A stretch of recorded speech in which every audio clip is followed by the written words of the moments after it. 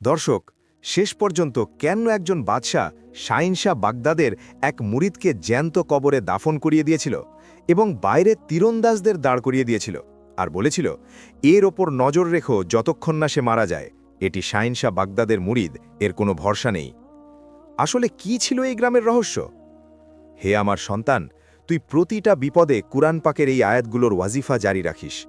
এরপর কি হলো সেই মুরিদের সাথে? আসুন দেখি এই সবকিছু আজকের এই ভিডিওতে। আমার মুর্শিদের মুরিদরা ভিডিওটি লাইক, শেয়ার এবং কমেন্টে আল্লাহু আকবর অবশ্যই লিখবে। দর্শক, এটি দাস্তান হলো এমন এক হতভাবা শহরের যাকে ইতিহাস শহরে খামোশা বা নীরব শহর নাম দিয়েছিল। এই শহরের দেওয়ালগুলো অনেক উঁচু ছিল, প্রাসাদগুলো ছিল চমৎকার, আর বাজারে হীরা জহরত বিক্রি হতো। কিন্তু সেখানে একটা জিনিস বিক্রি হতো না, আর তা ছিল মানুষের ইজ্জাত।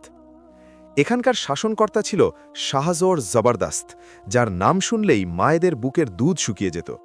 শাহজর শুধু একজন জালেম বাদশাহী ছিল না, বরং সে ছিল শয়তানের এমন এক চতুর শিষ্য যে জুলুমকে আইনের নাম দিয়ে রেখেছিল।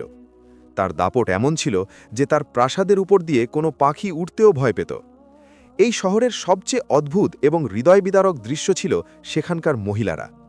নাজরিন, দুনিয়াতে মহিলারা নিজেদের রূপ বাড়ানোর জন্য সাজগোজ করে থাকে, কিন্তু শাহজরের রাজত্বে রীতিটা ছিল উল্টো। এখানকার মায়েরা, বোনেরা এবং কন্যারা যখন ঘর থেকে বেরোতো, তারা আয়না দেখত না, বরং নিজেদের রান্নাঘরের কড়াইয়ের কালি এবং উনুনের ঠান্ডা ছাই নিজেদের মাসুম চেহারায় মেখে নিত। তরুণী মেয়েরা কোমর ঝুঁকিয়ে ল্যাংচিয়ে চলত, যাতে কেউ তাদের যুবতী মনে না করে। সুন্দর চেহারাগুলোতে কালি মেখে দেওয়া হতো, যাতে সেগুলো কুৎসিত দেখায়। কেন? কারণ শাহজরের কামুক দৃষ্টি শকুনির মতো শহরের ওপর ঘুরে বেড়াত। যে ঘরের কোনো মহিলার সৌন্দর্যের খবর তার কাছে পৌঁছে যেত, সেই ঘরের ধ্বংসের পরোয়ানা জারি হয়ে যেত। কিন্তু নাজরিন, বাদশাহ জোর জবরদস্তি করত না, সে নিজেকে ন্যায় বিচারক বলতো। সে এমন এক রহস্যময় চাল চেলে রেখেছিল যে যখন সে কোনো ঘর বরবাদ করত, পুরো শহর বলতো বাদশাহ ইনসাফ করেছে। আসুন দেখি আজ রাতে এই জালেম বাদশাহ কার ঘর উজাড় করার প্রস্তুতি নিয়েছে। রাতের অন্ধকার নেমে এসেছিল, শহর ঘুমিয়েছিল, কিন্তু বাদশার খাস গোয়েন্দারা জেগেছিল। এগুলো ছিল দুটো ছায়া, যারা কালো পোশাকে ঢাকা বিড়ালের মতো চুপি চুপি এক গরিব মহল্লার দিকে এগুচ্ছিল। এই মহল্লাটা ছিল শহরের শেষ প্রান্তে, যেখানে মজুর আর কৃষকরা থাকত। গোয়েন্দারা একটা ভাঙাচোরা কাঁচা ঘরের বাইরে এসে থামল। এই ঘরটা ছিল এক গরিব তাঁতি রহিম চাচার। রহিম চাচা ছিলেন তাহাজ্জুদ গুজার এবং অত্যন্ত শরীফ মানুষ, কিন্তু তার অপরাধ ছিল শুধু এতটুকুই যে তার যুবতী কন্যার পবিত্রতা ও সৌন্দর্যের খবর বাদশার গোয়েন্দাদের কানে পৌঁছে গিয়েছিল। গোয়েন্দারা খুব হুঁশিয়ারির সাথে দেওয়াল টপকাল। আঙিনায় রহিম চাচার পুরনো জুতোজোড়া পড়েছিল। একজন গোয়েন্দা আস্তে করে সেই জুতোজোড়া তুলল এবং তার তলায় লেগে থাকা শুকনো মাটি খুঁটে নিয়ে একটি রেশমি রুমালে জমা করল। তারপর সে মাটির ওপর যেখানে রহিম চাচার পায়ের ছাপ ছিল, সেখান থেকেও কিছুটা মাটি তুলে নিল। এই মাটি সোনা ছিল না, কিন্তু বাদশার জন্য এটি সোনার চেয়েও দামি ছিল, কারণ এটাই ছিল সেই হাতিয়ার যা দিয়ে আগামীকাল এক নিরপরাধকে ফাঁসি দেওয়া হবে। অন্য গোয়েন্দাটি ফিসফিস করে বলল, কাজ হয়ে গিয়েছে, জলদি চলো, কেউ জেগে ওঠার আগেই বাদশা সালামত অপেক্ষা করছেন। সেই ছায়াদটি মাটির পোটলা নিয়ে অদৃশ্য হয়ে গেল। ঘরের ভেতরে রহিম চাচা আর তার মেয়ে খবরহীন ঘুমাচ্ছিল যে তাদের ধ্বংসের আয়োজন সম্পন্ন হয়ে গিয়েছে। প্রাসাদে পৌঁছে সেই মাটি সরাসরি বাদশাহ শাহজরের হাতে তুলে দেওয়া হলো। বাদশাহ তার হীরা খচিত তক্তে বসে শরাব পান করছিল। সে সেই মাটি হাতে নিয়ে এক শয়তানি অট্টহাসি দিল। রহিম, তোর ভাগ্যের রেখা এই মাটিতে আছে। কাল সকালে আমার কুকুরগুলো তোকে বলবে যে তুই কত বড় চোর। বাদশাহ তার উজিরকে ইশারা করল, এই মাটি শাহী খাজানার দরজায় ছড়িয়ে দাও, আর সকাল হতেই শোরগোল করো যে খাজানায় চুরি করার চেষ্টা হয়েছে। নাজরিন, এদিকে শহরে জুলুমের রাত কাটছিল, আর ওদিকে শহর থেকে দূরে এক নির্জন জঙ্গলে নূরের এক প্রদীপ জ্বলছিল। একটি ঘন বটগাছের নিচে একটি ছোট কুঁড়ে ঘর আবাদ ছিল। এখানে এমন এক হাস্তি অর্থাৎ ব্যক্তিত্ব থাকত, যারা এই অন্ধকারে আসার শেষ আলো ছিল। তিনি ছিলেন পীর সাহেব। পীর সাহেবের চেহারা দেখলে খোদার কথা মনে পড়ে যেত। সাদা নুরানি দাড়ি তার বুকের ওপর সাজানো ছিল, মাথায় ছিল সবুজ পাগড়ি আর হাতে তাসবিহ। তিনি ছিলেন সেই সময়ের কুতুব শাহেনশাহ বাগদাদ রহমতুল্লাহ আলাইহির সত্যিকারের এবং প্রিয় মুরিদ। পীর সাহেব দুনিয়া থেকে বিচ্ছিন্ন হয়ে এখানে আল্লাহ আল্লাহ করতেন। রাতের শেষ প্রহরে পীর সাহেব হঠাৎ ধড়ফড়িয়ে মোরাকাবা থেকে উঠলেন। তার চেহারায় দুশ্চিন্তা ছিল। তার একজন খাদিম জিজ্ঞেস করল, হুজুর, সব ঠিক আছে তো? পীর সাহেব আসমানের দিকে তাকালেন এবং অশ্রুসিক্ত চোখে বললেন, আমি বাতাসে বারুদের গন্ধ পাচ্ছি। আজ এই শহরে আবার কেউ ইয়তিম হতে চলেছে বা কারো ইজ্জত লুণ্ঠিত হতে চলেছে। আমার মন অস্থির হয়ে আছে। পীর সাহেব জায়নামাজ বিছিয়ে নিলেন এবং আল্লাহর দরবারে সেজদায় পড়ে গেলেন। ইয়া আল্লাহ, আমি দুর্বল, কিন্তু তুমি শক্তিশালী। এই জনপদের মজলুমদের হেফাজত করো। সকালের সূর্য উদিত হল। মানুষ কেবল চোখ খুলেছে, অমনি শাহী কেল্লা থেকে দামামা বাজতে শুরু করল। সিপাহীরা ঘোড়ায় সাওয়ার হয়ে শহরের গলিতে ছড়িয়ে পড়ল। ঘোষণাকারী ঘোষণা করল, খবরদার, হুঁশিয়ার, বাদশাহ সালামতের শাহী খাজানায় রাতে চুরির চেষ্টা করা হয়েছে। চোর এখনও শহরেই লুকিয়ে আছে। বাদশাহ হুকুম দিয়েছেন যে শাহী কুকুরদের বের করা হোক। শাহী কুকুরদের নাম শুনতেই মানুষের চেহারার রং উড়ে গেল। দোকানদাররা দোকান বন্ধ করে দিল। মায়েরা নিজেদের সন্তানদের নিয়ে ঘরে লুকিয়ে পড়ল।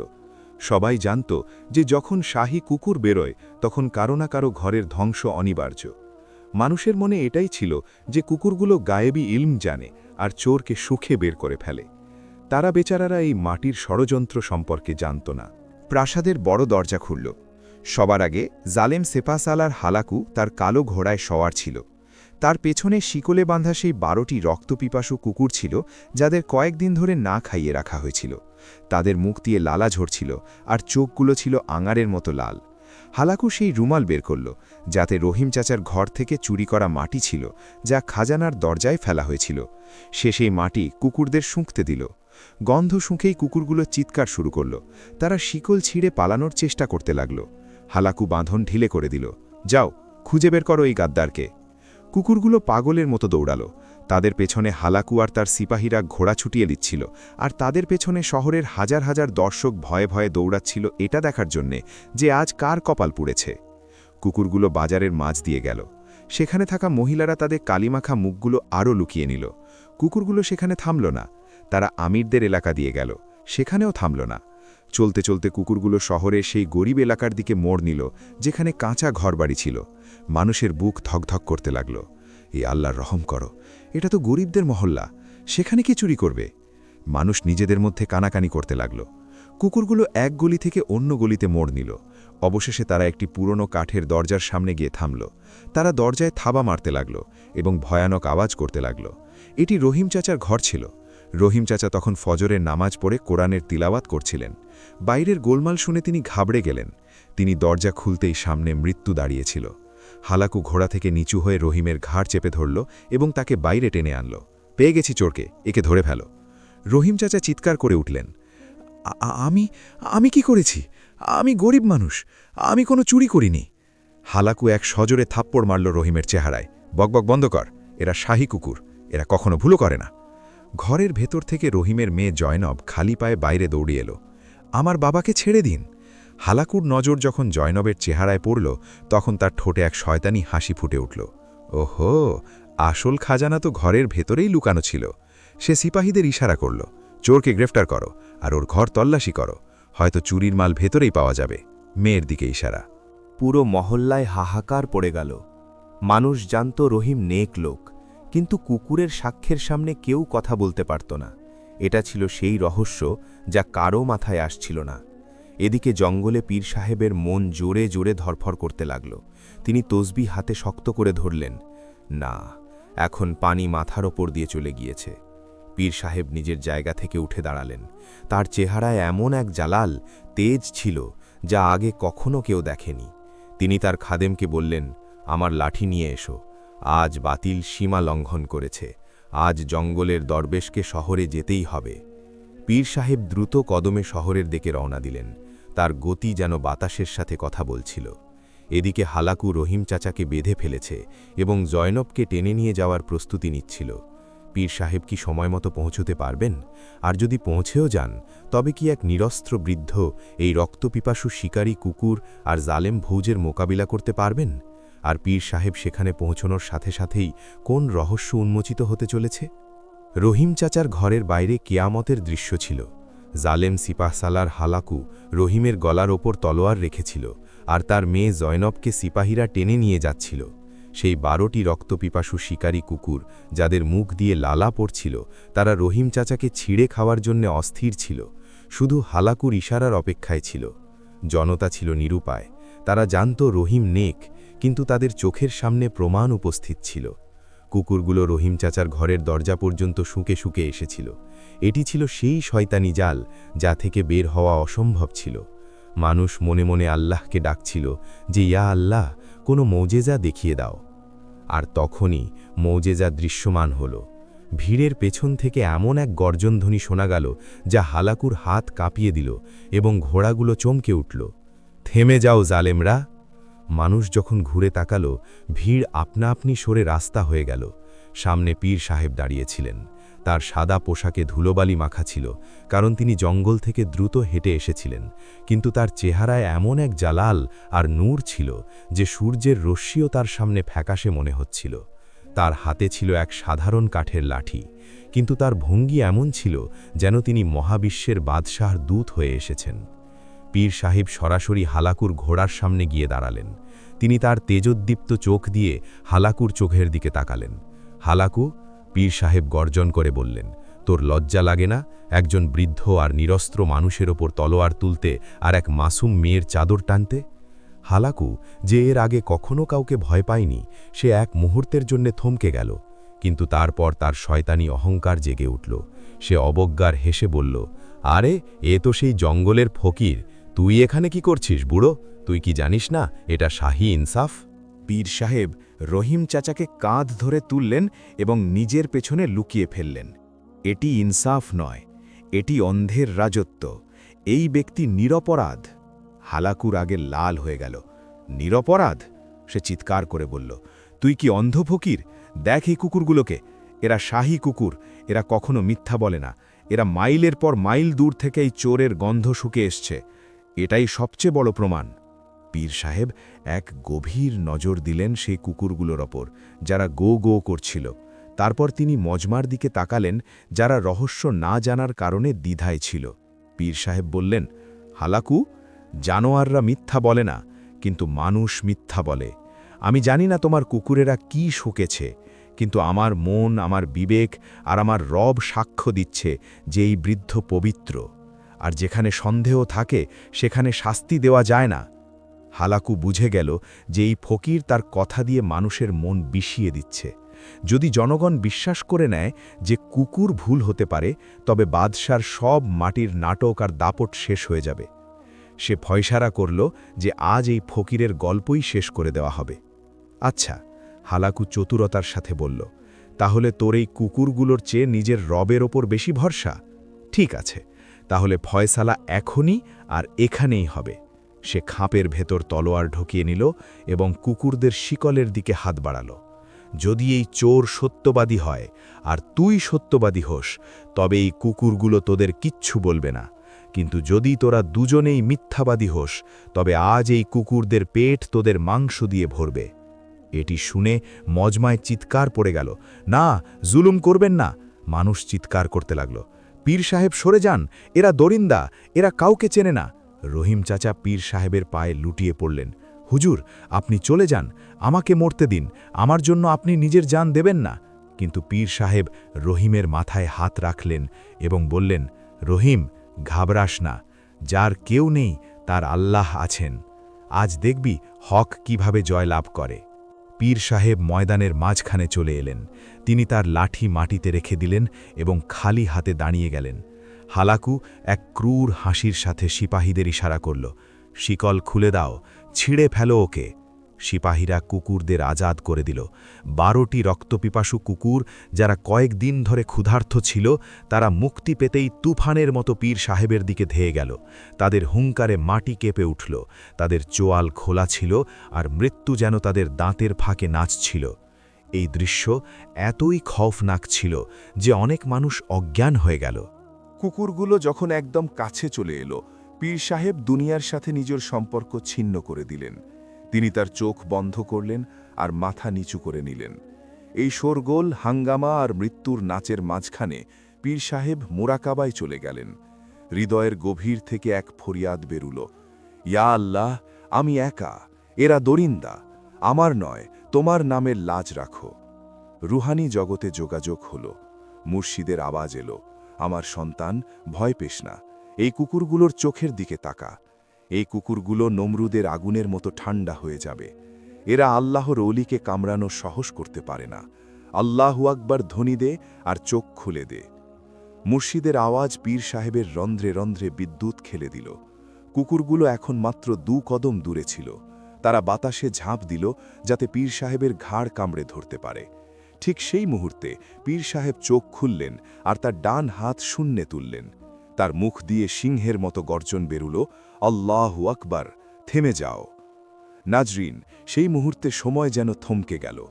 আকাশে লাফিয়ে ওঠা কুকুরগুলো মাটিতে এমনভাবে আছড়ে পড়ল যেন তাদের শরীর থেকে প্রাণ বেরিয়ে গিয়েছে। যারা পীর সাহেবকে ছিঁড়ে খেতে আসছিল তাদের পা মাটিতে গেঁথে গেল।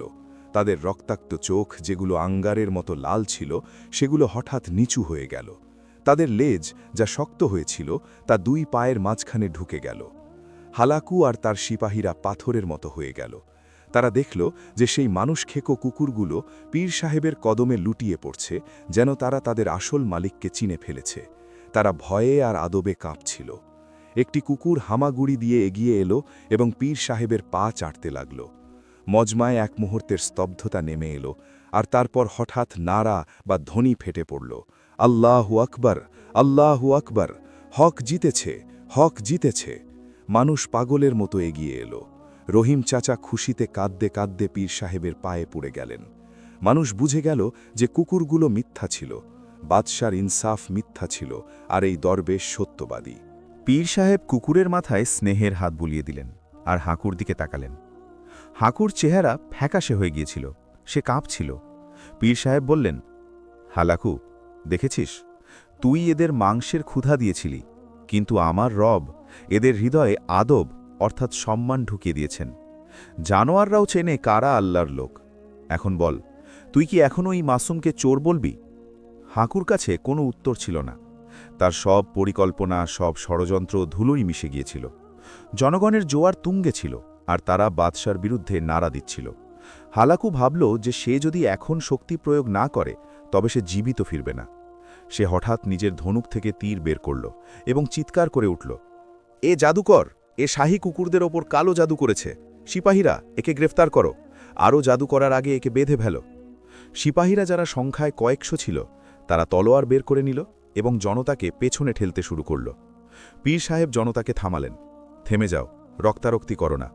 পীর সাহেব নিজের হাত দুটো বাড়িয়ে দিলেন, আমাকে গ্রেফতার করো, কিন্তু মনে রেখো হালাকু, তুমি আমাকে বন্দি করতে পারো, কিন্তু এই সত্যকে বন্দি করতে পারবে না যা আজ এই মানুষগুলো দেখে নিয়েছে। সিপাহীরা পীর সাহেবকে ভারী শিকলে বেঁধে ফেলল। তাকে ধাক্কা দিতে দিতে হেঁচড়িয়ে প্রাসাদের দিকে নিয়ে যাওয়া হলো। রহিম চাচা আর জয়নব বেঁচে গিয়েছিলেন, কিন্তু তাদের ত্রাণকর্তা এখন সিংহের খাঁচায় যাচ্ছিলেন। বাদশাহ শাহজোর প্রাসাদের বারান্দা থেকে এই পুরো দৃশ্য দেখে ফেলেছিল। তার শরীর রাগে কাঁপছিল। সে দেখল কিভাবে তার সবচেয়ে বড় হাতিয়ার শিকারী কুকুর ব্যর্থ হয়ে গেল, আর কিভাবে এক ফকির তার খোদাইকে চ্যালেঞ্জ করে দিল। তার অহংকারের কাঁচ টুকরো টুকরো হয়ে গিয়েছিল। যখন পীর সাহেবকে দরবারে আনা হলো, বাদশাহ নিজের জায়গা থেকে উঠে দাঁড়াল। তার চোখে রক্ত নেমে এসেছিল। তুই আমার কুকুরদের বিভ্রান্ত করেছিস? বাদশাহ চিৎকার করে উঠল, তুই আমার জনগণের সামনে আমাকে অপমান করেছিস। পীর সাহেব শিকলে থাকা সত্ত্বেও মাথা নত করেননি। আমি শুধু তোর মিথ্যার পর্দা ফাঁস করেছি। শাহজোর, তোর মাটির চাল আর তোর কুকুররা এখন তোকে বাঁচাতে পারবে না। তবা কর, হয়তো আমার রব তোকে মাফ করে দেবেন। বাদশাহ হাসল, এক ভয়ানক শয়তানি হাসি। ক্ষমা? আমি তোকে ক্ষমা নয়, মৃত্যু দেব, এমন মৃত্যু যে তোর রুহও কেঁপে উঠবে। বাদশাহ তার উজিরদের দিকে তাকাল। তার মাথায় এখন এক নতুন আর আরও ভয়াবহ পরিকল্পনা কাজ করছিল। সে ভাবল, এই ফকির তার কণ্ঠ দিয়ে মানুষকে জাগিয়েছে, সে আমার প্রাসাদের সামনে কথা বলার সাহস দেখিয়েছে। এর জাদু জানোয়ারদের ওপর চলে না, কিন্তু নির্জীব জিনিসের ওপর চলবে না। বাদশাহ ধীরে ধীরে হেঁটে পীর সাহেবের কাছে এলো এবং তার কানে ফিসফিস করে বলল, খুব কেরামতি দেখাও না, কুকুরদের তো কাবু করে ফেললি, কিন্তু এখন আমি তোর মোকাবিলা মাটির সাথে করাব। বাদশাহ ঘুরে দাঁড়িয়ে দরবারে ঘোষণা করল, এই ফকিরের শাস্তি মৃত্যু, কিন্তু সহজ মৃত্যু নয়। একে শহরের পুরনো কবরস্থানে নিয়ে যাও, এক গভীর কবর খোঁড়ো, আর একে জ্যান্ত, হ্যাঁ একে জ্যান্ত এই কবরে দাফন করে দাও। দরবারীরাও কেঁপে উঠল। জ্যান্ত দাফন? বাদশাহ আরও বলল, এর ওপর এত মাটি ফেলো যাতে এর আওয়াজ বাইরে না আসতে পারে, আর এই কবরে আমার সেরা তীরন্দাজরা পাহারা দেবে। যদি সে বাইরে বেরোনোর চেষ্টা করে তবে তাকে ঝাঁঝরা করে দিও। আমি চাই সে তিল তিল করে অন্ধকারে চিৎকার করে করে মরুক। পীর সাহেবের চেহারায় প্রশান্তি ছিল। তিনি বাদশার চোখের দিকে তাকালেন এবং এক ঐতিহাসিক কথা বললেন, শাহজোর, তুই আমাকে মাটিতে লুকাতে পারিস, কিন্তু আমার জিকিরকে নয়। তুই আমাকে আজ দাফন করবি, কিন্তু কাল সকালে তুই সেই কবর থেকেই সেই আওয়াজ শুনতে পাবি যাকে তুই মেটাতে চাইছিস। সিপাহীরা পীর সাহেবকে টেনে নিয়ে গেল।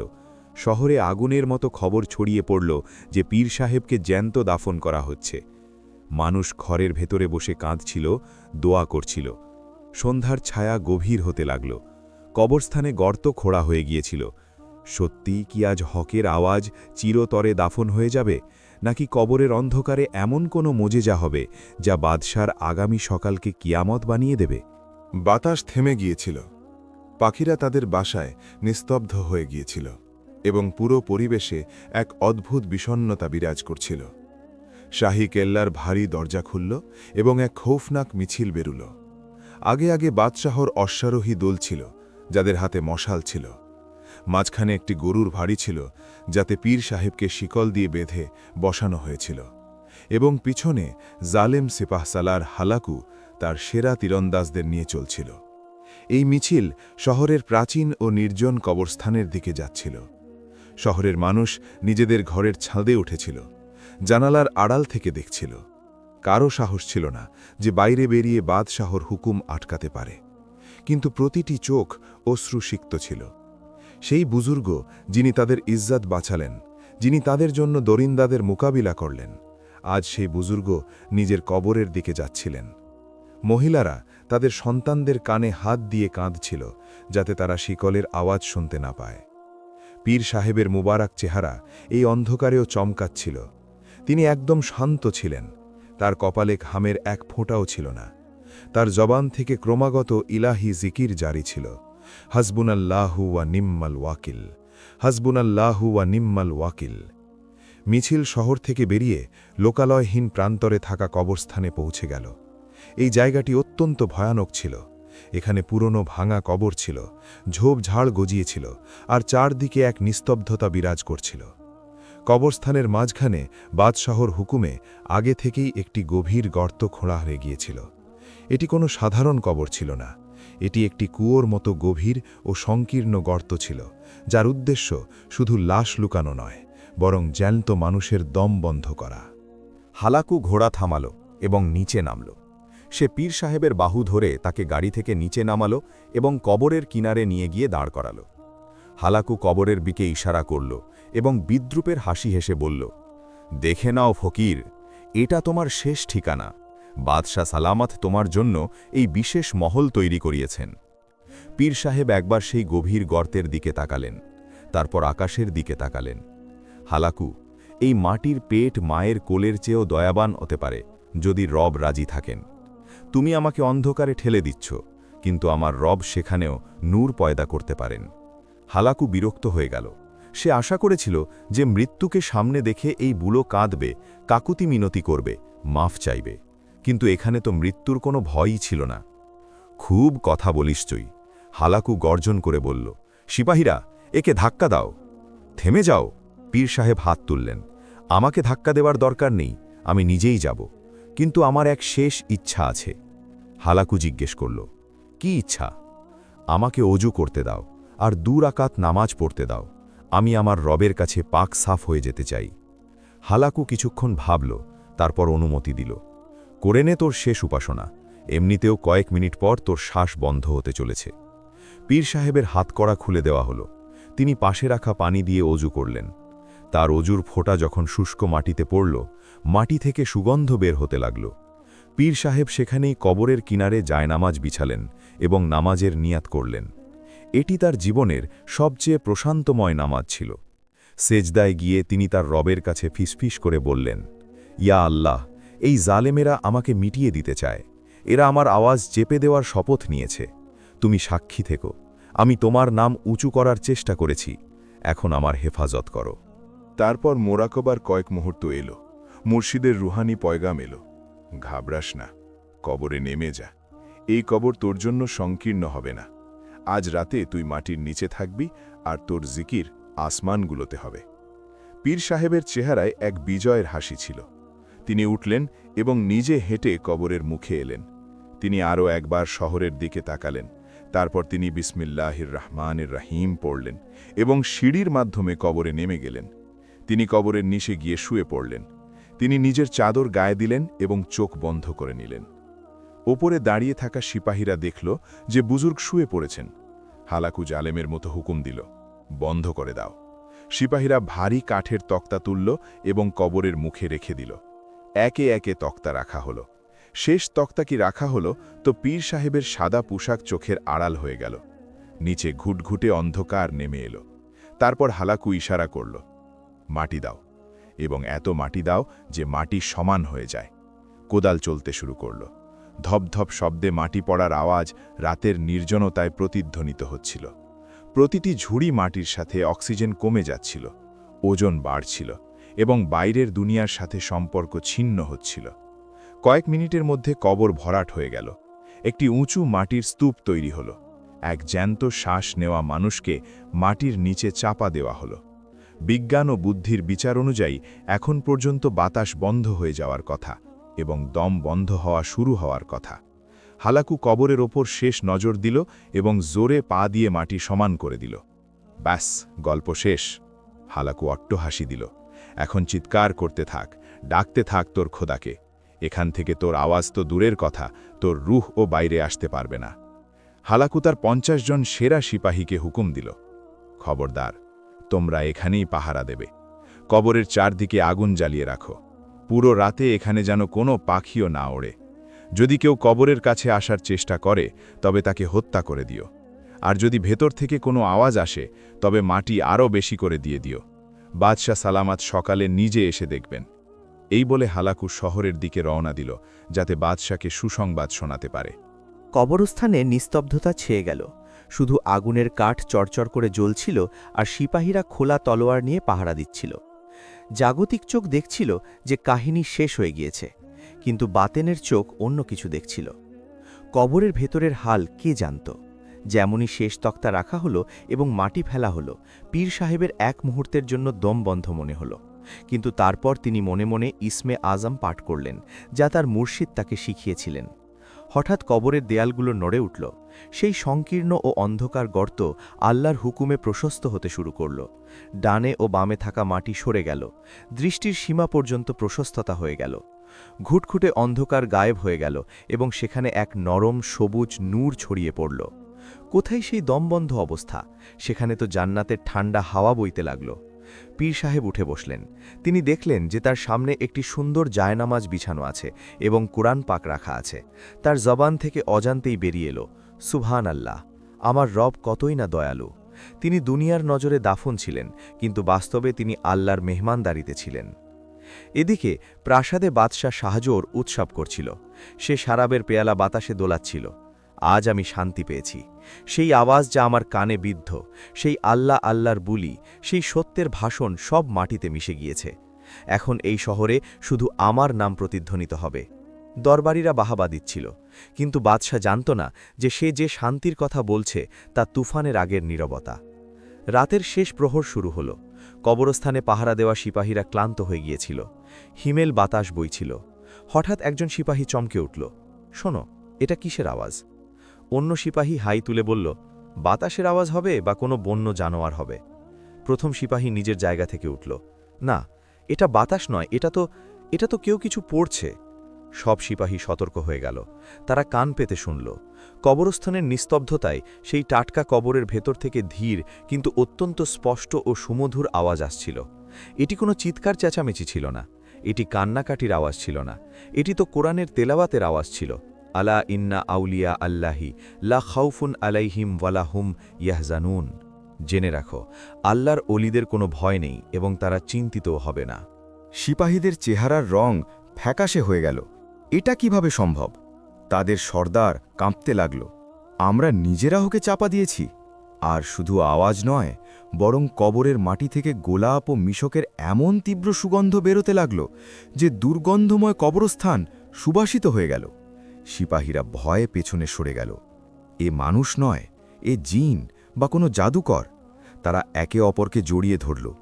তাদের মধ্যে একজন বলল, আমাদের বাদশাকে জানানো উচিত। সর্দার তাকে থামালো। পাগল হয়েছিস? যদি বাদশাকে বলি যে ও জীবিত আছে, তবে বাদশা আমাদের মেরে ফেলবে। যে তোরা ওকে জীবিত কিভাবে ছাড়লি? চুপ থাক, হয়তো এটা আমাদের মনের ভুল। সকাল পর্যন্ত অপেক্ষা কর।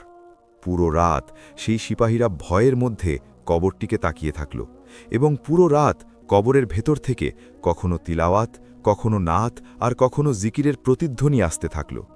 মাটির স্তর এই আওয়াজকে আটকাতে পারছিল না। এদিকে শহরের জামে মসজিদ, যা বাদশাহর ভয়ে জনশূন্য পড়ে থাকত, সেখানে এক অদ্ভুত ঘটনা ঘটল। ফজরের সময় ঘনিয়ে আসছিল। মসজিদের বৃদ্ধ মুয়াজ্জিন ভয়ে ভয়ে মসজিদের দরজা খুলতে এলো। যেমনই সে দরজা খুলল, সে অবাক হয়ে গেল। মসজিদের মিম্বারে কেউ ছিল না, কিন্তু মসজিদের ভেতর থেকে সেই একই সুগন্ধ আসছিল যা কবরস্থানে ছিল। আর তারপর ঠিক সেই সময় যখন সূর্যের প্রথম কিরণ ফুটতে চলেছিল, পুরো শহরের মানুষ সেই আওয়াজ শুনল যার উপর বাদশাহ নিষেধাজ্ঞা জারি করেছিল। আল্লাহু আকবার, আল্লাহু আকবার। এই আওয়াজ কোনো মিনার থেকে নয়, কোনো মানুষের গলা থেকে নয়, বরং আকাশ বাতাসে সব দিক থেকে প্রতিধ্বনিত হচ্ছিল। কিন্তু সবচেয়ে বিস্ময়কর ব্যাপার হল, এই আওয়াজ ছিল ঠিক সেই পীর সাহেবের যাকে রাতে দাফন করা হয়েছিল। বাদশাহ শাহজোর নিজের বিছানায় ধর ফুরিয়ে উঠে বসল। এই আওয়াজ তার কানে হাতুড়ির মতো লাগল। একে? বাদশাহ চিৎকার করে উঠল, কে আজান দিল? সে জানালা খুলল। আওয়াজ কবরস্থানের দিক থেকেও আসছিল, আর মসজিদের দিক থেকেও। না, এটা হতে পারে না, আমি ওকে মেরে ফেলেছিলাম। বাদশাহ খালি পায়ে পাগলের মতো প্রাসাদ থেকে বাইরে ছুটল। আমার ঘোড়া নিয়ে আয়, কবরস্থানে চল, আমি নিজের চোখে দেখতে চাই। যখন বাদশাহ কবরস্থানে পৌঁছাবে, তখন সেখানে সে কি দৃশ্য দেখবে? কবর কি খোলা থাকবে না বন্ধ থাকবে? আর যদি পীর সাহেব কবরের ভেতরে থাকেন, তবে মসজিদে আজান কে দিচ্ছিল? আর যখন কবর খোঁড়া হবে, তখন ভেতর থেকে কি বের হবে? সকালের আলো ছড়িয়ে পড়েছিল, কিন্তু বাদশাহ শাহজোরের চোখের সামনে অন্ধকার ছিল। সে তার ঘোড়াকে পাগলের মতো চাবুক মারছিল, এবং তার পেছনে তার পুরো বাহিনী হাঁপাতে হাঁপাতে কবরস্থানের দিকে দৌড়াচ্ছিল। বাতাসে এখনও সেই রহস্যময় আজানের প্রতিধ্বনি বাকি ছিল, যা বাদশার প্রাসাদের দেয়াল কাঁপিয়ে দিয়েছিল। সেই আওয়াজ, সেই ভঙ্গি হুবহু সেই ফকিরেরই ছিল, যাকে রাতের অন্ধকারে মাটির নিচে চাপা দেওয়া হয়েছিল।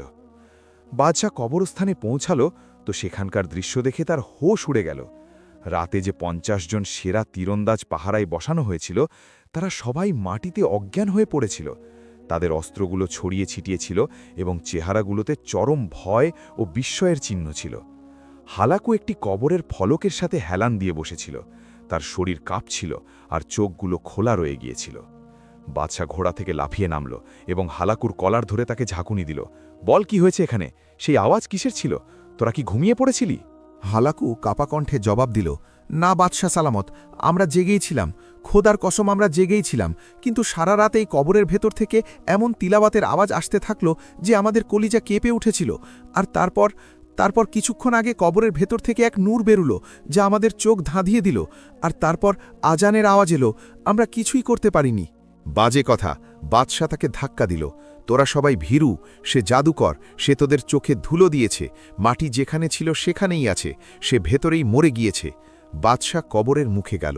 মাটির স্তূপ ঠিক তেমনই ছিল, যেমনটা রাতে ছেড়ে যাওয়া হয়েছিল। আপাতদৃষ্টিতে মনে হচ্ছিল একে কেউ হাত পর্যন্ত দেয়নি। বাদশাহ স্বস্তির নিঃশ্বাস ফেলল। দেখ, মাটি ঠিক আছে, মরা মানুষ কথা বলে না। এই আওয়াজগুলো তোদের মনের ভুল ছিল। কিন্তু উজির ভীত হয়ে বলল, হুজুর, এই সুগন্ধ কি আপনি অনুভব করছেন না? এই নির্জন কবরস্থানে এই জান্নাতের খুশবু কোথা থেকে এলো? সত্যি, কবরের মাটি থেকে এমন সুগন্ধ বের হচ্ছিল যা সব দুর্গন্ধ দূর করে দিয়েছিল। বাদশার সন্দেহ আবার জেগে উঠল। তার কুসংস্কার তাকে শান্তিতে থাকতে দিচ্ছিল না। খোঁড়ো একে। বাদশাহ পাগলের মতো চিৎকার করে হুকুম দিল, এক্ষুনি এই কবর খোঁড়ো, আমার এই ফকিরের লাশ চাই, আমি ওর ভাঙা হাড় দেখতে চাই, তবেই আমার বিশ্বাস হবে। মজুরদের ডাকা হলো, কোদাল জ্বলতে শুরু করল। সিপাহীরা মাটি সরাতে লাগল। খচ খচ খচ মাটি সরানো হচ্ছিল। বাদশাহ অস্থির হয়ে পায়চারা করছিল। জনতাও দূরের টিলার উপর দাঁড়িয়ে এই দৃশ্য দেখছিল। সবার বুক ধরফর করছিল। অর্ধেক মাটি সরে গেল, তারপর কাঠের তক্তাগুলো দেখা যেতে লাগল। তক্তা সরাও, বাদশাহ চিৎকার করল। সিপাহীরা কাপা কাপা হাতে কাঠের তক্তাগুলো সরালো। কবরের মুখ খুলে গেল। সূর্যের আলো ভেতরে প্রবেশ করল। বাদশাহ ঝুঁকে ভেতরে তাকালো। পরের মুহূর্তেই বাদশার মুখ থেকে এমন এক চিৎকার বেরুল যেন সে নিজের মৃত্যু দেখে ফেলেছে। এ কোথায় গেল? নাজরিন, কবর খালি ছিল। সেখানে না পীর সাহেব ছিলেন, না তার লাশ, না কোনো কাফন। সেই গভীর ও সংকীর্ণ গর্তটি, যাকে রাতে বন্ধ করা হয়েছিল, এখন একদম পরিষ্কার ও প্রশস্ত মনে হচ্ছিল। কিন্তু সেটি একেবারে খালি ছিল না। সেখানে ঠিক সেই জায়গায় যেখানে পীর সাহেবকে শোয়ানো হয়েছিল, সেখানে তাজা গোলাপ ফুলের একটি বিছানা পাতা ছিল, যার ওপর শিশিরবিন্দু জলজল করছিল। আর সেই ফুলগুলোর ওপর সেই জায়নামাজটি বিছানো ছিল, যা পীর সাহেবের কাঁধে থাকত। আর কবরের ভেজা দেয়ালে আঙুল দিয়ে লেখা ছিল, আল্লাহই যথেষ্ট। বাদশাহ পাথরের মতো হয়ে গেল। এটা অসম্ভব।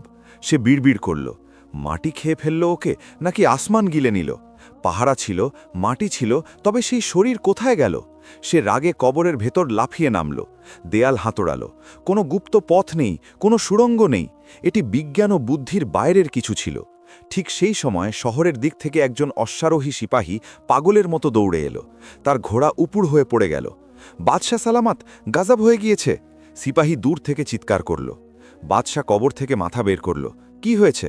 সিপাহী হাঁপাতে হাঁপাতে বলল, হুজুর, আপনি এখানে মাটি খুঁজছেন, আর সেই ফকির তো শহরের জামে মসজিদের মিম্বরে বসে মানুষকে ওয়াজ করছে। পুরো শহর সেখানে ভেঙে পড়েছে। এটা শোনা মাত্রই বাদশার পায়ের নিচ থেকে মাটি সরে গেল। মসজিদে? জি হুজুর, মানুষ বলছে যে পীর সাহেব কবর থেকে সরাসরি মসজিদে পৌঁছে গিয়েছেন। তিনি জীবিত আছেন। বাদশার ভয় এখন জেদ আর পাগলামিতে বদলে গিয়েছিল। তার মনে হলো এটি তার সাথে অনেক বড় তামাশা হয়েছে। তার সব খোদাই, সব শক্তি এক ফকিরের সামনে মাটি হয়ে গিয়েছে। চল, বাদশাহ তলোয়ার বের করে নিল। আজ ফয়সালা হয়েই ছাড়বে। আজ আমি ওকে মসজিদের ভেতরেই হত্যা করব। না কবর বাঁচবে, না মসজিদ, না ওই ফকির। সে তার পুরো বাহিনীকে হুকুম দিল, শহর ঘেরাও করো। আজ এই শহরের রক্তের নদী বইবে। বাদশাহ এবং তার লস্কর তুফানের মতো শহরের দিকে ছুটল। যখন তারা জামে মসজিদের বাইরে পৌঁছল, দেখল যে মসজিদ বাদশাহর ভয়ে বছরের পর বছর জনশূন্য ছিল। আজ সেখানে তিল ধারণের জায়গা নেই। হাজার হাজার মানুষ, পুরুষ, শিশু, বৃদ্ধ সেখানে জমা হয়েছে। তাদের চেহারা থেকে বাদশাহর ভয় মুছে গিয়েছে। বাদশাহ ঘোড়া সমেত মসজিদের আঙিনায় ঢোকার চেষ্টা করতে লাগল, কিন্তু ঘোড়া চৌকাঠে থমকে দাঁড়িয়ে ডাকতে লাগল। বাদশাহ পায়ে হেঁটে ভেতরে ছুটল। হাতে ছিল খোলা তলোয়ার। ভেতরের দৃশ্য অদ্ভুত ছিল। পীর সাহেব মিম্বরে উপবিষ্ট ছিলেন। তার পোশাক সাদা কুর্তা একদম পরিচ্ছন্ন ছিল। তাতে মাটির একটি কণা পর্যন্ত ছিল না। তিনি এমন শান্তভাবে বসেছিলেন যেন নিজের বাড়ির আঙিনায় আছেন। তার চেহারার নূর এমন ছিল যে বাদশাহর তলোয়ারের চমকও ম্লান হয়ে গেল। বাদশাকে খোলা তলোয়ার হাতে দেখে মজমায় হুলস্থুল পড়ে গেল, কিন্তু পীর সাহেব হাত তুলে সবাইকে শান্ত থাকার ইশারা করলেন। বাদশাহ ভিড় ঠেলে সামনে এলো এবং পীর সাহেবের সামনে গিয়ে দাঁড়ানো। সে হাঁপাচ্ছিল। তুই? বাদশাহ তলোয়ারের আগা পীর সাহেবের দিকে তাক করল। তুই বাইরে কিভাবে এলি? আমি তোকে দাফন করেছিলাম। আমার চোখের সামনে তোকে মাটিতে চাপা দেওয়া হয়েছিল। তুই এখানে কিভাবে পৌঁছালি? সাজোর, তুই আমার শরীরকে বন্দী করার চেষ্টা করেছিলি, কিন্তু আল্লাহওয়ালাদের রূহ স্বাধীন থাকে। তুই আমাকে মাটির হাতে সোপর্দ করেছিলি। আমি নিজেকে রবের হাতে সোপর্দ করে দিয়েছিলাম। আর যখন বান্দা রবের হয়ে যায়, তখন মাটি তাকে চাপে না, বরং রাস্তা করে দেয়। বাজে কথা, বাদশাহ চিৎকার করল। এ জাদু! তুই কোনো সুড়ঙ্গ খুঁড়েছিলি। তুই আমাকে ধোঁকা দিচ্ছিস। পীর সাহেব তেজোদ্দীপ্ত হয়ে দাঁড়িয়ে গেলেন। সুড়ঙ্গ জমিনে নয়, সুড়ঙ্গ ছিল আমার আর আমার রবের মাঝখানে। হে বাদশাহ, শুনে রাখ, আমার মুর্শিদ আমাকে সুসংবাদ দিয়েছিলেন যে তোর কবর তোর কারাগার নয়, বরং তোর মেরাজ হবে। আল্লাহ তার ফেরেশতাদের পাঠিয়েছেন, তারা আমাকে সেখান থেকে তুলে এখানে মসজিদে এনে বসিয়েছেন। দেখ, আমার কাপড়ে মাটির একটা দাগও নেই, অথচ তোর পুরো অস্তিত্ব গুনাহের মাটিতে মাখামাখি হয়ে আছে। এটি শুনে মজমা নাড়া দিল, আল্লাহু আকবার, আল্লাহু আকবার। মানুষের ঈমান এখন পাহাড়ের মতো মজবুত হয়ে গিয়েছিল। একজন যুবক উঠে দাঁড়িয়ে বলল, বাদশাহ সালামত, এবার থামুন। ইনি আল্লাহর ওলি, ওনার সাথে টক্কর দেবেন না, তওবা করুন। অন্য লোকেরাও বলে উঠল, হ্যাঁ, তওবা করো, নয়তো আযাব আসবে। বাদশাহ দেখল যে তার প্রজারা এখন তার বিরুদ্ধে কথা বলছে। এটি ছিল বিদ্রোহ, এটি ছিল তার মৃত্যু। তার অহংকার তাকে অন্ধ করে দিয়েছিল। চুপ কর সবাই, বাদশাহ গর্জন করল, তোরা সবাই বিদ্রোহী হয়ে গিয়েছিস। তোদের মনে হয় এই ফকির তোদের বাঁচিয়ে নেবে? সে পীর সাহেবের দিকে তলোয়ার নাড়াল, তুই কবর থেকে বেঁচে গেলি, কুকুরদের থেকে বেঁচে গেলি, কিন্তু এখন তুই বাঁচবি না। এখন আমি তোকে কোনো চাল চলতে দেব না। বাদশাহ পিছিয়ে গিয়ে তার সিপাহশালার হালাকু এবং বাহিনীকে হুকুম দিল, এই মসজিদকে চারদিক থেকে ঘিরে ফেলো, মানজানি কানো, বারুদ আনো, আমি এই মসজিদকে নামাজি সমেত গুড়িয়ে দেব। আজ এই শহরের নাম মুছে যাবে। মানুষের মধ্যে ভয় ছড়িয়ে পড়ল। বাদশাহ পাগল হয়ে গিয়েছিল, সে পুরো মসজিদ ধ্বংস করার হুকুম দিচ্ছিল। পীর সাহেব বললেন, শাহজোর, থাম, আল্লাহর ঘরে হামলা করিস না, নয়তো তোর শিকড় কাটা পড়বে। এটি শেষ সতর্কবাণী। বাদশাহ অট্টহাসি দিল, আমার শিকড় অনেক গভীর ফকির, এখন তুই তোর তামাশা দেখ, আজ কোনো আল্লাহ তোকে বাঁচাবে না। এই বলে বাদশাহ মসজিদ থেকে বেরিয়ে গেল এবং তার বাহিনীকে সারিবদ্ধ হওয়ার হুকুম দিয়ে দিল। বড় বড় পাথর, আগুনের গোলা এবং তীরন্দাজরা প্রস্তুত হতে লাগল। বাদশাহ কসম খেয়েছিল যে সে আজ সূর্য ডোবার আগে প্রতিটি মানুষকে মেরে ফেলবে যারা পীর সাহেবের সাথে আছে। পীর সাহেব তার মুরিদদের এবং মানুষদের দেখলেন যারা ভীত ছিল। তিনি বললেন, ভয় পেও না, জালিম তার সীমা অতিক্রম করেছে, সে আল্লাহর ঘরকে ললকার করেছে। এখন আমার কাজ শেষ আর আমার রবের জালাল প্রকাশ পেতে চলেছে। পীর সাহেব মোরাকবার জন্য চোখ বন্ধ করলেন। মুর্শিদ, মাথার ওপর দিয়ে জল চলে গেছে, ওরা আল্লাহর ঘর ভাঙতে আসছে, এখন ফয়সালার সময়। বাগদাদ থেকে রুহানি জবাব এলো, ব্যাস বাবা, অনেক হয়েছে, এখন খামোশ থাকো আর তামাশা দেখো। জমিন আর আসমানকে হুকুম দিয়ে দেওয়া হয়েছে, জালিমের পরিণাম কাছে। বাইরে বাদশাহ হাত তুলল, হামলা। বাদশার হামলা কি সফল হবে, নাকি পীর সাহেবের দোয়া রং আনবে?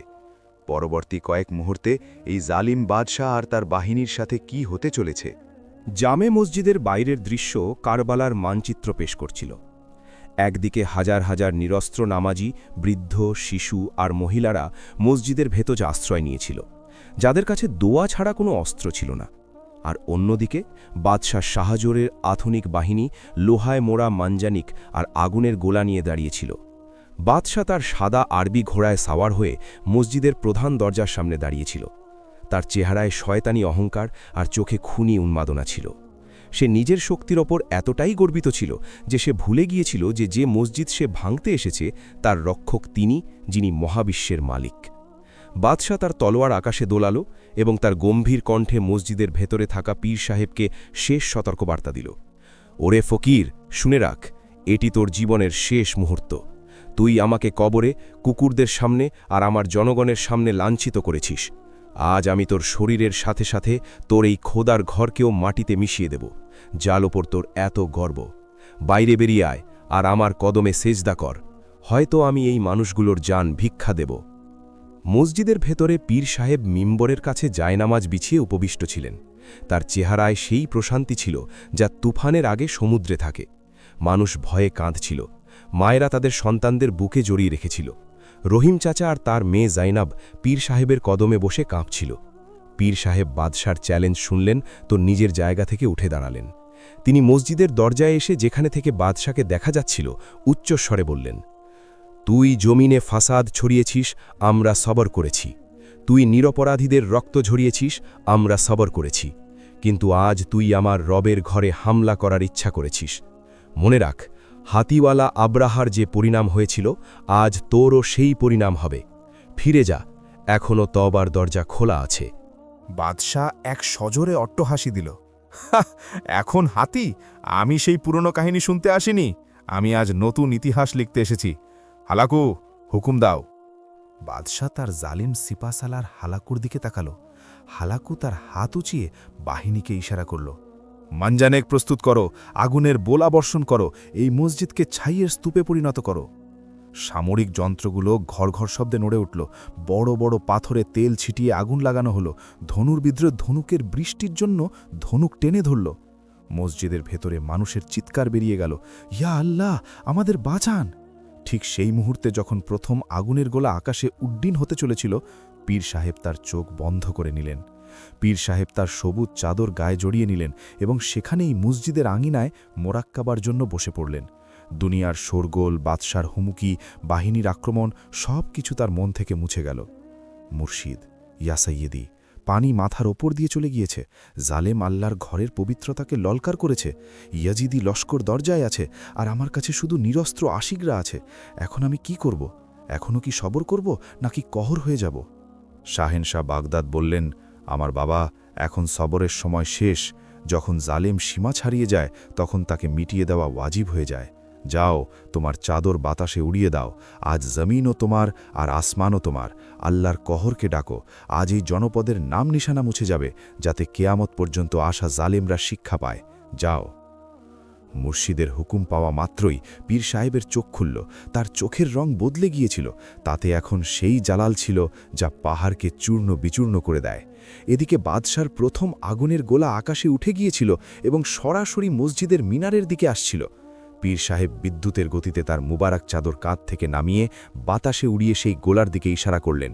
তার জবান থেকে একটি শব্দ বেরুল, ফিরে যা। নাজরিন, এই দৃশ্য মানুষের চোখ আগে কখনো দেখেনি। সেই ভারী আগুনের গোলা যা মসজিদের উপর পড়ার কথা ছিল, তা বাতাসে এমনভাবে থেমে গেল যেন কোনো অদৃশ্য হাত তাকে থামিয়ে দিয়েছে।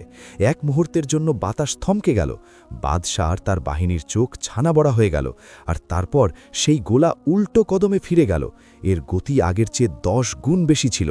সেটি একটি ধূমকেতুর মতো ঘুরে গিয়ে সরাসরি বাদশার বাহিনীর মাঝখানে বারুদের স্তূপের ওপর আছড়ে পড়ল। ধাড়াম! এক খৌফনাক ধামাকা হল, যা জমিন কাঁপিয়ে দিল। বারুদ ফাটলে আগুনের শিখা আসমান স্পর্শ করতে লাগল। বাদশাহর ডজন ডজন সিপাহী আর ঘোড়া এই আগুনের লেলিহান শিখায় পড়ে গেল। চিৎকার চেঁচামেচি শুরু হল। বাদশাহর ঘোড়া চমকে উঠল এবং তাকে ফেলে দেবার চেষ্টা করতে লাগল। এ কি হল? বাদশাহ চিৎকার করল, এই গোলা ফিরে এলো কিভাবে? কিন্তু এটি তো কেবল শুরু ছিল। পীর সাহেব মসজিদের আঙিনায় দাঁড়িয়ে আকাশের দিকে মুখ তুললেন। তার সাদা দাড়ি বাতাসে উড়ছিল। তিনি তার 2 হাত উঁচু করলেন এবং বারগাহে ইলাহিতে দোয়ায়ে জালালি পড়লেন। ইয়া কাহার, ইয়া জাব্বার, তোমার জমিন সংকীর্ণ হয়ে গিয়েছে তোমার বান্দাদের ওপর। আজ তোমার আদাল দেখিয়ে দাও। আজ বুঝিয়ে দাও যে বাদশাহ তুমি, এই মাটির পুতুল নয়। যেমনই দোয়া শেষ হল, হঠাৎ আকাশের রং বদলাতে লাগল। যে মেঘগুলো সাদা ছিল, সেগুলো মুহূর্তেই কালো হয়ে গেল।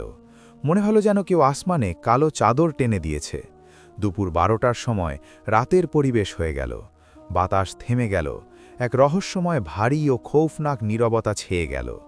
হালাকু ভীত হয়ে বাদশাহকে বলল, হুজুর, আমার কিছু একটা ভুল মনে হচ্ছে। আবহাওয়া হঠাৎ এমন কিভাবে বদলে গেল? আমাদের ফিরে যাওয়া উচিত। কিন্তু বাদশাহর অহংকার এখনও জীবিত ছিল।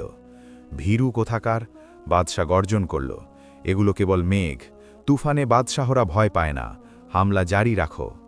বাদশাহ আবার হামলা করার হুকুম দিতেই দিগন্ত থেকে এক খৌফনাক লাল রঙের তুফান উঠতে দেখা গেল।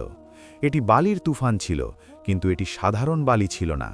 এগুলো ছিল লাল কণা, যা রক্তের মতো মনে হচ্ছিল। তুফানের আওয়াজ এমন ছিল যেন হাজার হাজার অজগর ফোঁসফাঁস করছে বা লাখ লাখ জিন্নাত চিৎকার করছে। এই তুফান সরাসরি বাদশাহর বাহিনীর দিকে ধেয়ে আসছিল। পালাও! সিপাহীরা চিৎকার করল, কিন্তু পালানোর রাস্তা ছিল না। তুফানের গতি ঘোড়ার চেয়েও বেশি ছিল। মুহূর্তের মধ্যে এই লাল আঁধি বাদশাহর লস্করকে নিজের পেটে নিয়ে নিল। বালির কণাগুলো এতই ধারালো ছিল যে সেগুলো বর্মের ভেতর ঢুকে শরীর ছিলে ফেলছিল। সিপাহীদের চোখে বালি ভরে গেল। তারা অন্ধ হয়ে গেল। ঘোড়া আর হাতিরা পাগল হয়ে নিজেদের সবারদেরই পিষতে লাগল। কিন্তু কুদরতের সবচেয়ে বড় কারিশমা ছিল এই যে, এই খৌফনাক তুফান শুধু এবং শুধুমাত্র বাদশাহের বাহিনীর উপর ছিল। মসজিদের ভেতরে আর তার আশেপাশে একটি পাতাও ক্ষতিগ্রস্ত হয়নি। মসজিদের আঙিনায় ঠান্ডা হাওয়া বইছিল, অথচ বাইরে জাহান্নামের দৃশ্য ছিল। পীর সাহেব মসজিদের দরজায় দাঁড়িয়ে এই ধ্বংসলীলা দেখছিলেন। বাদশাহ শাহজোর, যার মুকুট পড়ে গিয়েছিল আর কাপড় ছিঁড়ে গিয়েছিল, সে ঘোড়া থেকে পড়ে গেল। সে বালিতে মাখামুখি হয়ে গিয়েছিল। সে দেখল তার বাহিনী খড়কুটোর মতো বাতাসে উঠছে। বড় বড় মানজানিক মেশিনগুলো বাতাসে উঠে খেলনার মতো একে অপরের সাথে ধাক্কা খাচ্ছে। সে প্রথমবার নিজের মৃত্যু দেখতে পেল। না, আমি বাদশাহ, আমি মরতে পারি না। সে বালি খেতে খেতে চিৎকার করল। কিন্তু আজাব এখনো শেষ হয়নি। পীর সাহেব এবার জমিনের দিকে ইশারা করলেন। হে ধরিত্রী, অনেক বোঝা বহন করেছি সেই জালেমের, এবার একে নিজের ভেতরে জায়গা দে। হঠাৎ এক জোরদার বজ্রধ্বনি হল। জমিন এমনভাবে কাঁপল যেন তাকে জ্বর ধরেছে। মসজিদের সামনে যেখানে বাদশাহ আর তার খাস উজিররা দাঁড়িয়েছিল, জমিন ফেটে গেল। একটি বিশাল ফাটল দেখা দিল, যেন জমিন তার মুখ খুলে দিয়েছে। বাদশাহ শাহজোর, হালাকু আর তার জালেম উজির সবার পায়ের নিচ থেকে মাটি সরে গেল। তারা ধীরে ধীরে মাটির নিচে ধসে যেতে লাগল। বাদশাহ তার হাত দিয়ে মাটি ধরার চেষ্টা করল। বাঁচাও, কেউ আমাকে বাঁচাও! কিন্তু তার সিপাহীরা তো নিজেরা বাতাসে উঠছিল, তাকে কে বাঁচাত? সে কোমর পর্যন্ত মাটিতে ধসে গেল, তারপর বুক পর্যন্ত। জামিন তাকে গিলে নিচ্ছিল যেমন কোনো অজগর তার শিকারকে গেলে। তার নজর সামনে দাঁড়িয়ে থাকা পীর সাহেবের উপর পড়ল। সেই ফকির যাকে সে জ্যান্ত দাফন করেছিল, যাকে সে কুকুরদের সামনে ফেলেছিল, আজ সেই ফকির শান্তিতে দাঁড়িয়েছিল আর এই বাদশাহ ছটফট করছিল। বাদশাহর শক্ত হয়ে থাকা ঘাড় শেষ পর্যন্ত নুয়ে গেল। পীর সাহেব, বাদশাহ কাঁদতে কাঁদতে চিৎকার করল, আমাকে মাফ করে দিন, আমি হেরে গিয়েছি, আপনার রব সত্য, আমাকে বাঁচিয়ে নিন। পীর সাহেবের চেহারায় দুঃখের ছায়া খেলে গেল। আল্লাহওয়ালারা শত্রুর কষ্টেও খুশি হন না। আপনি কয়েক কদম এগিয়ে গেলেন। বাদশাহর মনে হল হয়তো তাকে বাঁচিয়ে নেওয়া হবে, কিন্তু পীর সাহেব থেমে গেলেন। তিনি আসমানের দিকে তাকালেন আর তারপর বাদশাহর দিকে তাকিয়ে বললেন, শাহজোর, এখন অনেক দেরি হয়ে গিয়েছে। তওবার দরজা ততক্ষণ খোলা থাকে যতক্ষণ আজাব দেখা না যায়। এটি তোর পরিণাম, যাতে পৃথিবীর শেষ পর্যন্ত মানুষ মনে রাখে যে অহংকার শুধু আল্লাহর চাদর। যে এটি পড়ার চেষ্টা করে সে এভাবেই মাটিতে মিশে যায়। বাদশাহর চোখে হতাশা আর ভয়ের শেষ ঢেউ ফুটে উঠল। না, জমিন এক শেষ ঝটকা নিল। ফাটল বন্ধ হতে লাগল। বাদশাহর মাথা, তার মুকুট, তার অহংকার সবকিছু মাটির ভেতরে অদৃশ্য হয়ে গেল। জমিন সমান হয়ে গেল। সেখানে শুধু তার তলোয়ারের হাতলটি বাইরে রয়ে গেল, যা তার পরাজয়ের চিহ্ন ছিল। বাদশাহ অদৃশ্য হওয়া মাত্রই তুফান থেমে গেল। কালো মেঘ সরে গেল। বাতাস থেমে গেল। সেই লাল বালি থিতিয়ে পড়ল। বাহিনীর যে অংশটি বেঁচে গিয়েছিল তারা এই দৃশ্য দেখে অস্ত্র ফেলে মাটিতে সেজদায় পড়ে গেল। আমরা তওবা করছি, আমরা তওবা করছি। সিপাহীরা কাঁদছিল। মসজিদের ভেতরে থাকা মানুষ, যারা ভয়ে চোখ বন্ধ করে বসেছিল, তারা যখন এই হঠাৎ নিস্তব্ধতা অনুভব করল, তখন বাইরে এলো। দৃশ্য দেখে সবার জবান বন্ধ হয়ে গেল। সেই ময়দান যা কিছুক্ষণ আগে বাহিনীতে পূর্ণ ছিল, এখন পরিষ্কার ছিল। মানজানিকগুলো ভেঙে পড়েছিল, ঘোড়াগুলো পালিয়ে গিয়েছিল, আর জালেম বাদশাহর নাম নিশানা মুছে গিয়েছিল। জমিন তাকে এমনভাবে লুকিয়ে ফেলেছিল যেন সে কখনো ছিলই না। রহিম চাচা আর জাইনাব দৌড়ে পীর সাহেবের কদমে লুটিয়ে পড়ল। হুজুর, আপনি আমাদের নতুন জীবন দিয়েছেন। পীর সাহেব তাদের তুললেন এবং বললেন, শুকরিয়া সেই সত্তার আদায় করো, যিনি পিঁপড়ের ডাকও শোনেন এবং বাদশাহর তখ্তও উল্টে দেন। আজ এই শহর থেকে শাহজোরের রাজত্ব শেষ হল আর রবে কারিমের নিজাম শুরু হল। পরের মুহূর্তেই মেঘ পুরোপুরি সরে গেল এবং এক উজ্জ্বল ঝলমলে রোদ বের হল। এই রোদে অদ্ভুত এক শীতলতা ছিল। মানুষ খুশিতে কাঁদছিল। মহিলারা তাদের চেহারা থেকে সেই অপয়াকালি পরিষ্কার করতে শুরু করল। এখন তাদের কোনো বাদশাহার ভয় ছিল না। তারা স্বাধীন ছিল। কন্যারা এখন মাথা উঁচু করে চলতে পারত। পীর সাহেব হুকুম দিলেন, এই শহরের নাম আজ থেকে শহরের সিতাম নয়, বরং ওয়াদিয়ে নূর, অর্থাৎ নূরের উপত্যকা হবে। যাও, নিজেদের ঘরে যাও। আজকের পর এখানে কেউ না খেয়ে ঘুমাবে না, কোনো কন্যা ভয় পাবে না এবং কোনো জালিম মাথা তুলবে না। তারপর পীর সাহেব মাটিতে গেঁথে থাকা বাদশাহের তলোয়ারের হাতলের কাছে গিয়ে একটি কাঠের ফলক পুঁতে দিলেন এবং বললেন, এখানে সেই বাদশাহ দাফন আছে যে খোদা হওয়ার চেষ্টা করেছিল। এই জায়গাটি কেয়ামত পর্যন্ত আসা মানুষদের জন্য শিক্ষার নিদর্শন হয়ে থাকবে। কিছুদিন পর পীর সাহেব সেখান থেকে বিদায় নেবার ইচ্ছা করলেন। পুরো শহর তাদের আটকানোর জন্য ভেঙে পড়ল। মানুষ তার ঘোড়ার লাগাম ধরে কাঁদছিল। আমাদের ছেড়ে যাবেন না পীর সাহেব, আপনাকে ছাড়া আমরা ইয়েতিম হয়ে যাব। পীর সাহেব হেসে নিজের সাদা দাড়িতে হাত বোলালেন এবং বললেন, আমি কোথাও যাচ্ছি না। আল্লাহওয়ালারা শরীর নিয়ে চলে যান, কিন্তু তাদের শিক্ষা এবং তাদের রুহানিয়াত সবসময় সেখানেই থাকে। শুধু একটি ওয়াদা করো, কখনো আল্লাহর রশি ছেড়ো না এবং কখনো কোনো মজলুমের দীর্ঘশ্বাস নিও না। যতক্ষণ তোমরা নেক থাকবে, আমার রব তোমাদের হেফাজত করবেন। পীর সাহেব তার ঘোড়া শহরের দরজার বাইরে বের করলেন। সূর্য ডুবছিল, তার ছায়া দীর্ঘ হতে লাগল। তিনি তার কুঁড়ে ঘর, তার জঙ্গল এবং তার নির্জনতার দিকে ফিরে যাচ্ছিলেন, কিন্তু পেছনে এক পুরো জাতিকে জাগিয়ে দিয়ে যাচ্ছিলেন। আর এভাবে এক জালিম বাদশাহের দাস্তান শেষ হল এবং এক দরবেশের কেরামতি অমর হয়ে গেল। এটিই ছিল সেই ঈমান উদ্দীপক কাহিনী যা আমাদের শিখালো যে শক্তি বাহিনীতে নয়, ঈমানে থাকে। যদি আপনাদের এই কাহিনী পছন্দ হয়ে থাকে এবং আপনাদের ঈমানে সজীবতা এসে থাকে, তবে কমেন্টে আল্লাহু আকবার বা সুবহান আল্লাহ অবশ্যই লিখবেন এবং এই ভিডিওটি আপনার বন্ধুদের সাথে শেয়ার করবেন। কে জানে, আপনার একটি শেয়ারে কোনো হতাশ মানুষ আশা খুঁজে পায়। দর্শক, এই ঐতিহাসিক এবং ঈমান উদ্দীপক কাহিনীটি আপনাদের কেমন লাগলো তা আমাদের কমেন্ট করে অবশ্যই জানাবেন। এই ধরনের আরও চমৎকার এবং সত্য ঘটনা জানতে আমাদের চ্যানেল হামাদান ভয়েসের সাথেই থাকুন। গল্পটি ভালো লাগলে লাইক দিন এবং প্রিয়জনদের সাথে শেয়ার করুন, যাতে তারাও ঈমানি শক্তিতে বলীয়ান হতে পারে। আপনার একটা শেয়ার হয়তো কোনো পথহারা মানুষকে হকের পথ দেখাতে সাহায্য করবে। পরবর্তী ভিডিও দেখার আমন্ত্রণ জানিয়ে আজকের মতো বিদায় নিচ্ছি।